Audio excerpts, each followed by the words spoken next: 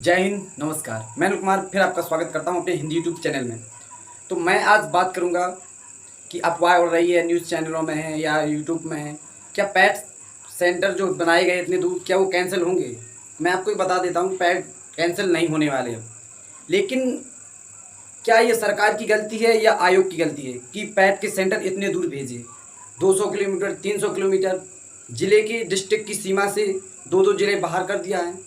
क्या ये आयोग ने जानबूझ के किया है या कैसे किया? क्या आयोग ने इस नकल को रोक? क्या आयोग इस बात की गारंटी दे सकता है कि हमने इतने दूर सेंटर भेज दिए हैं?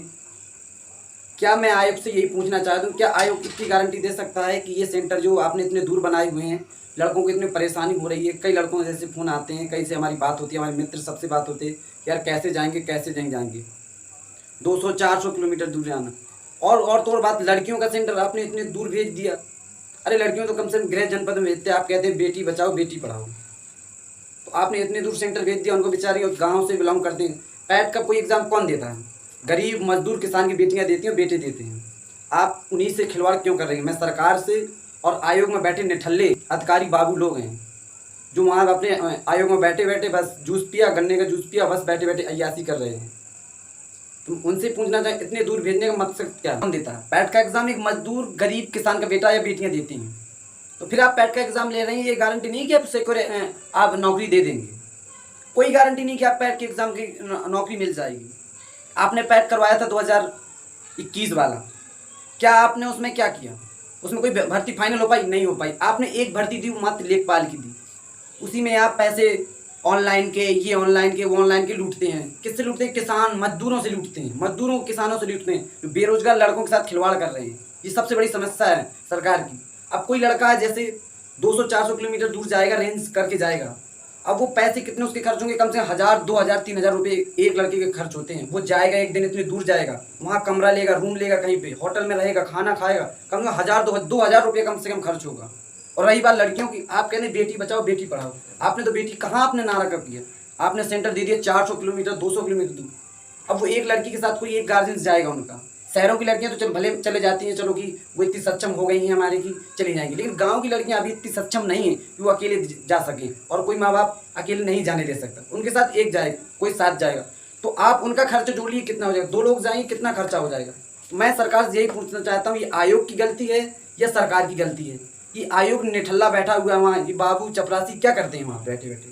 इनको पैसा क्यों किस लिए दिया जाता है? क्या सरकार की जिम्मेदारी ये नहीं बनती कि आयोग को इतना टाइट किया जाए, कि आयोग को टाइट किया जाए और कि सही से पूरी भर्तियाँ प्रक्रिया किया जाए?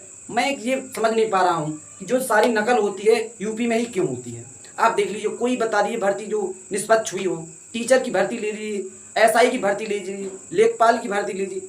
मुझे ये समझ में नहीं आया, ये मुन्ना भाई गैंग आ कहाँ से जाते हैं? यूपी का एग्ज़ाम देखा नहीं कि मुन्ना भाई आ जाएगा, भाई साहब पेपर लीक, पेपर हो नहीं पाया, पहली शिफ्ट का हो नहीं पाया, दूसरी में आ जाएगा, भाई साहब पेपर लीक, हर जगह पेपर लीक। ये मुन्ना भाई आते कहाँ से हैं? क्या इस सरकार की कमी है, आयोग की कमी है? सरकार की ये जिम्मेदारी नहीं बनती कि आयोग को कम से कम बताए कैसे करवाना है? हमारे देश में सबसे बड़ी एग्ज़ाम माना जाए आईएएस का। आपने कभी सुना किसी ने? आपने कभी किसी ने सुना कि आईएएस का पेपर लीक हो गया? नहीं सुना होगा। तो मैं इसके यूपी ट्रिपल एससी के जो बाबू चपरासी ये बैठे हैं, मुन्ना भाई बैठे हैं, इनसे मैं कहता हूँ कि वो एग्ज़ाम कैसे कराते हैं, उनका पैटर्न क्या है, उनके पेपर क्यों नहीं लीक हो पाते हैं? आप लोग इतने बैठे बैठे कैसे लीक करवा देते हैं? क्या कोई मंत्री विधायक ये लीक करवाते हैं या आप लीक? वहाँ की व्यवस्थाएं अच्छी हैं। यूपी की क्यों ऐसी इतनी? यूपी, मध्य प्रदेश, बिहार में देख लीजिए, सबसे ज़्यादा यही पेपर लीक होते हैं। कोई पेपर ऐसा नहीं हो जिसमें लीक ना होता हो, और सरकार इसको मानने को तैयार नहीं है। प्रूफ हर चीज़, लेकिन सरकार को मानने नहीं, पेपर लीक ही नहीं हुआ है। तो ये निठल्ली क्या कर रहे हैं बैठे बैठे वहाँ पे? तो यही है, सभी छात्रों से अनुरोध है कि जैसा भी अपने लगे रहिए, और सेंटर चेंज होने का कोई वो नहीं है, ना होगा, क्योंकि अब तो होने वाला नहीं, बहुत एग्ज़ाम नज़दीक आ गया है। तो आप अपने भटकिए मत कि आपने कहीं यूट्यूब में आपने देख लिया तो आप भटकें कि सेंटर चेंज हो सकते हैं कि नहीं हो सकते, वो नहीं होने वाले हैं।